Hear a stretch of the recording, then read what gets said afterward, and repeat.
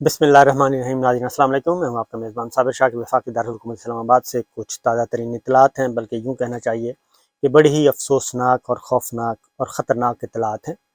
Doctor Shahbaz گل کا معاملہ آپ کے سامنے ہے، لیکن آج جو کچھ چیزیں منظر عام پہ آئیں اور جو ان کی حالت ہے اور جس قدر ان پہ وحشیانہ قسم کا تشدد کیا گیا، ظلم کیا گیا، ان کا جسم کالا ہو چکا ہے۔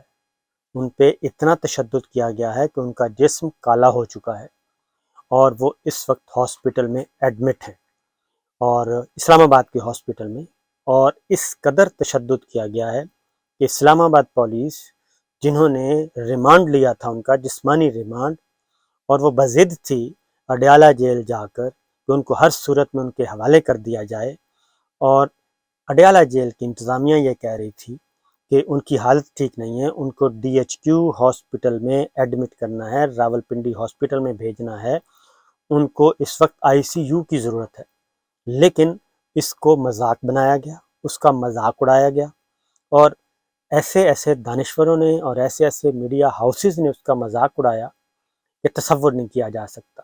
ان کو نہ کچھ شرم آئی، نہ کچھ حیا آیا، اور ایک شہری پہ، ایک پاکستانی پہ اس قدر تشدد، اس قدر ظلم، اس قدر بربریت۔ میں ذرا تھوڑا سا ڈیٹیلز آپ کو بتاتا ہوں۔ سابق وزیر اعظم عمران خان نے پہلی دفعہ جب اپنے انٹرویو میں، فرحیہ ادریس کو انہوں نے انٹرویو دیا، اس انٹرویو میں انہوں نے کہا کہ ان پہ شدید ترین تشدد کیا گیا ہے، اور ان کے منہ سے نکلا کہ جیل میں کیا گیا ہے، اور مقصد ان کا تھا کہ گرفتاری کے بعد کیا گیا ہے۔ لیکن ایک میڈیا ہاؤس اور چند دانشور، میں یہی سمجھوں گا کہ اتنی بے ضمیری اور اتنی بے حسی نہیں ہونی چاہیے، اس قدر بغض اور اس قدر اناد نہیں ہونا چاہیے کہ آپ انسانی حقوق کو بھلا دیں، انسانیت کو بھلا دیں، اور being a Pakistani, being a Muslim, ایک ایسے سیاسی انتقام میں اس حد تک چلے جائیں۔ ہوا کیا ہے؟ ڈاکٹر شہباز گل، ان کو پکڑا گیا۔ میں ساری سچویشن بتاتا ہوں، ان کی ویڈیوز آپ دیکھیں، اور ان کی ویڈیوز اور سارا کچھ دیکھیں۔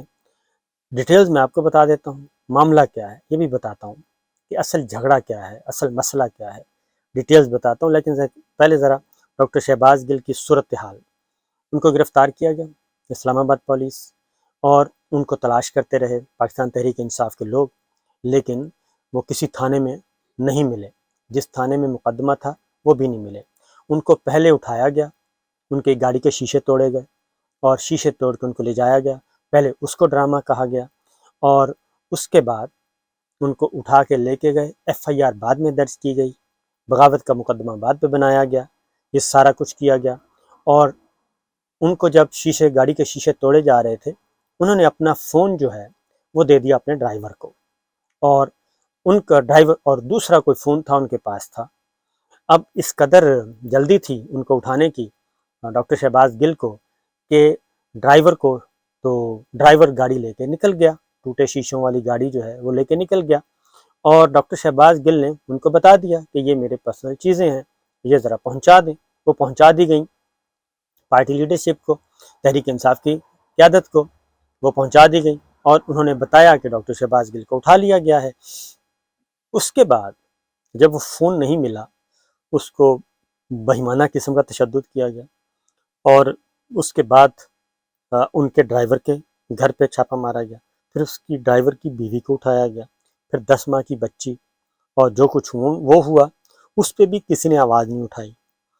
اور پھر جب اس کی بیوی، سوشل میڈیا پہ شور مچا، وہ رہا کیا گیا۔ 10 ماہ کی بچی کو ماں سے دور رکھا گیا اور اڈیالہ جیل رکھا گیا۔ پھر ڈاکٹر شہباز گل کو گرفتار کر کے چکی میں رکھا گیا۔ چکی کیا ہوتی ہے؟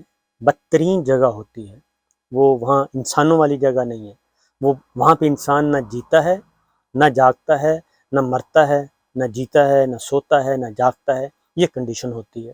وہاں رکھا گیا۔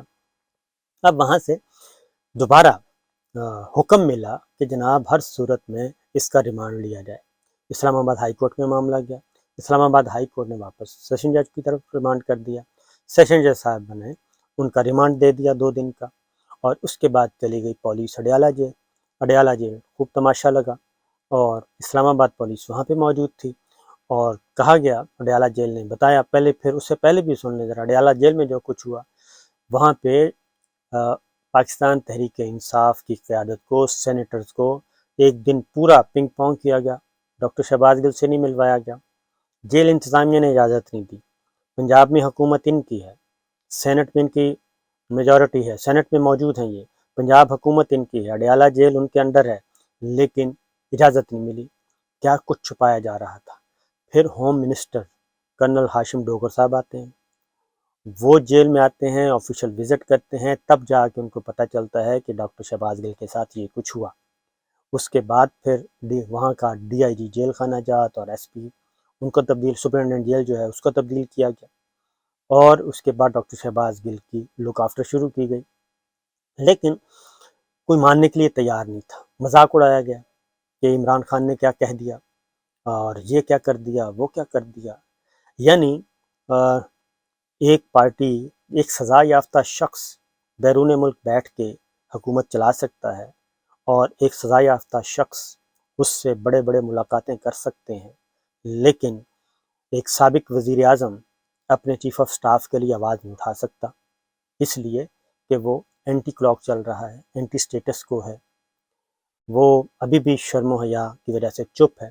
تو مسئلہ کیا ہے؟ ڈاکٹر شہباز گل سے آخر وجہ کیا ہے، اور ان سے انویسٹیگیشن کیا کی گئی کہ جی جنرل فیض حمید سے آپ کی کتنی ملاقاتیں ہوئیں، جنرل فیض حمید سے عمران خان کی کتنی ملاقاتیں ہوئیں، کتنی دفعہ جنرل فیض حمید آئے، یہ معاملہ چل رہا ہے، اور بغاوت کا مقدمہ اس پہ درج کیا ہوا ہے۔ اس سے پہلے جو کچھ ہوا، نواز شریف سامنے ہے، شہباز شریف سامنے ہے، محمود خان چغزئی ہے، مریم بی بی ہیں، آصف زرداری صاحب ہیں، مولانا فضل الرحمان صاحب ہیں، خواجہ سعد رفیق ہیں، خواجہ آصف ہیں، خرم دستگیر ہیں، جاوید لطیف صاحب ہیں، سارے کے سارے موجود ہیں۔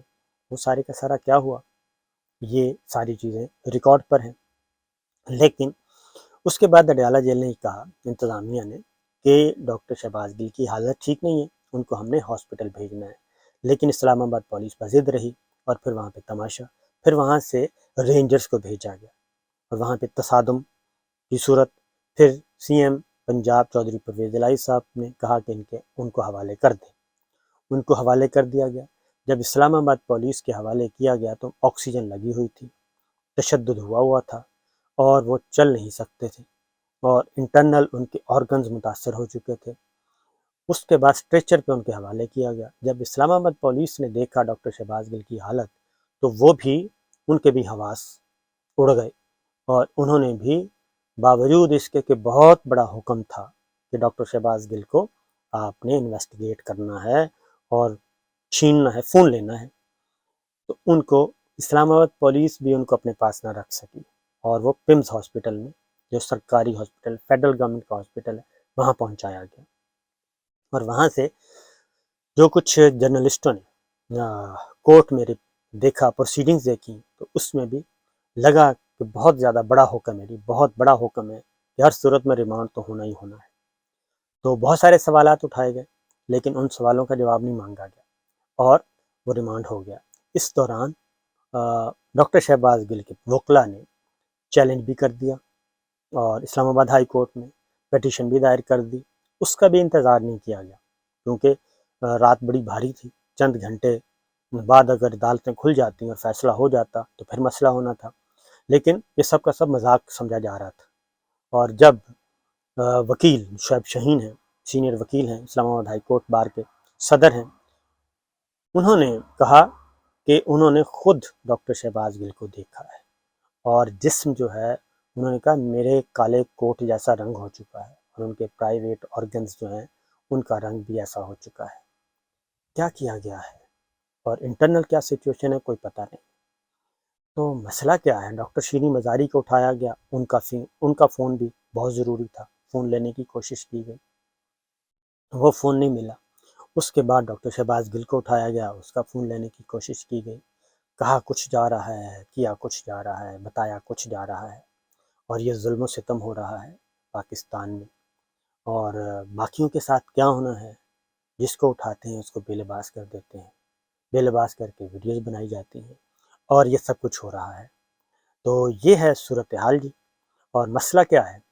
مسئلہ صرف ایک ہی ہے، مسئلہ ہے کہ قریب آ رہا ہے وقت، اور اس وقت سے پہلے بہت کچھ کرنا ہے، اور یہ سارے کہہ رہے ہیں رجیم چینج کا معاملہ کیا ہے، تحریک عدم اعتماد کا معاملہ کیا ہے، اور دوسری جانب سیاسی طور پہ مقابلہ نہیں ہو رہا، اور اس میں کون کون ملوث ہے، کیا کیا ہے، یہ سارا پتہ ہے۔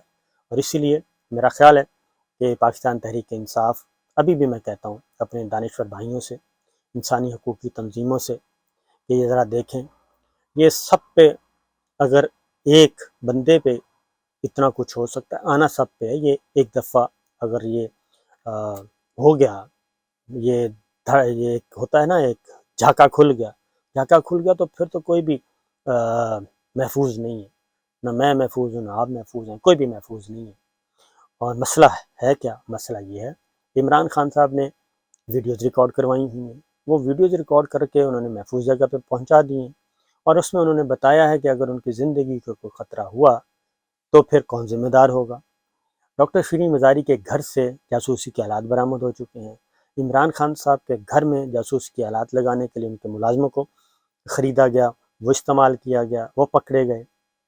اسی طریقے سے بہت کچھ ہو رہا ہے، عرش شریف باہر ہے، عمران ریاض نوکریاں ختم کروائی جا رہی ہیں، جرنلسٹوں کی نوکریاں ختم کروائی جا رہی ہیں، ان کا رزق چھینا جا رہا ہے، اور 300 سے زیادہ قریب ریٹائرڈ فوجی بزرگوں کی زباں بندی کر دی گئی ہے۔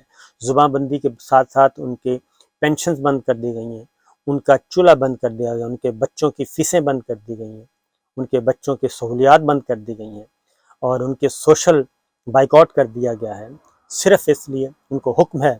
ISPR کا جنرل امجد شعیب نے خود بتایا کہ انہیں حکم دیا گیا ہے کہ آپ بطور اینالسٹ کسی ٹی وی چینل پہ نہیں جائیں گے۔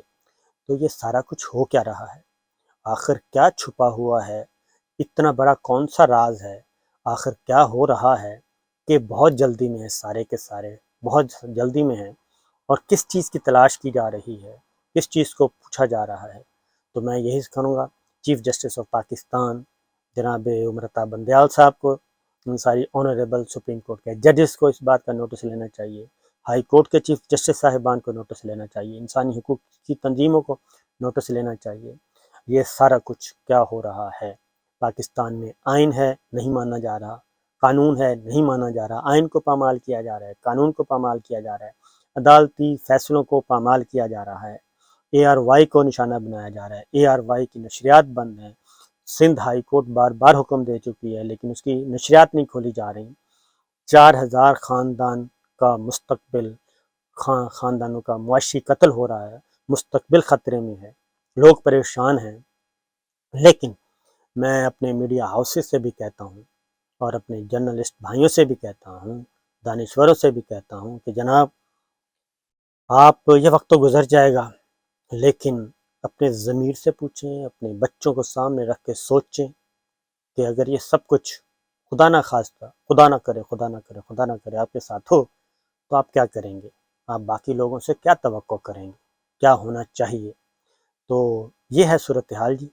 اللہ تعالیٰ پاکستان پہ رحم کرے، پاکستان کی حفاظت فرمائے، اللہ تعالیٰ پاکستان کو ایک بہت بڑی مصیبت سے آزاد کروائے، اور یہ چند ہفتے جو ہیں یہ پاکستان کے لیے وبال جان بنتے جا رہے ہیں، پاکستانیوں کے لیے، پاکستان کے لیے۔ اجازت دیجیے، اللہ حافظ۔